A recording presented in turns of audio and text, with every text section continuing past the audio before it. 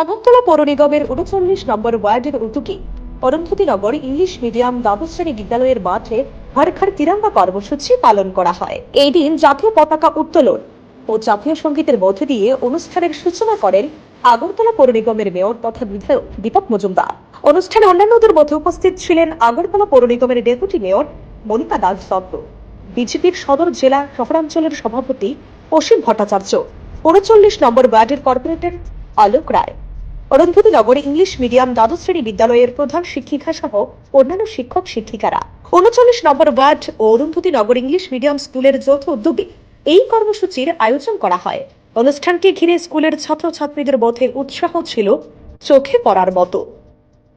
অবদান দেশের প্রতি তাদের সামনে তোলা দেওয়ার জন্য হর ঘর তিরঙ্গা কর্মসূচি গ্রহণ করা হয়েছে। এখানে প্রত্যেকে অনুরোধ করা হচ্ছে আজকের অনুষ্ঠানের মাধ্যমে আজকের থেকে 3 দিন ব্যাপী 13, 14, 15 আগস্ট অবধি স্বাধীনতা দিবস অবধি 78তম স্বাধীনতা দিবস 15 আগস্ট যথেষ্ট উদ্দীপনা উৎসাহ সহিত সারা দেশের সঙ্গে রাজ্যে এবং শহরে প্রতিটি ওয়ার্ডের নাগরিকদের নিয়ে সকলকে নিয়ে এই অনুষ্ঠান করা হবে।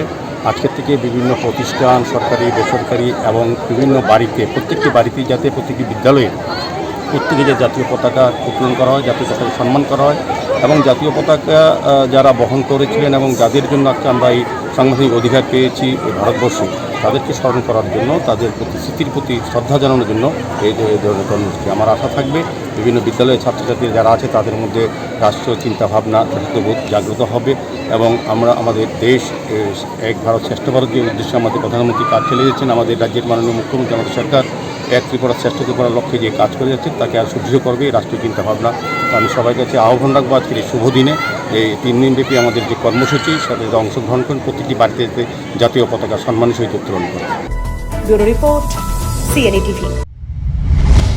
CNE TV, channel for news and entertainment.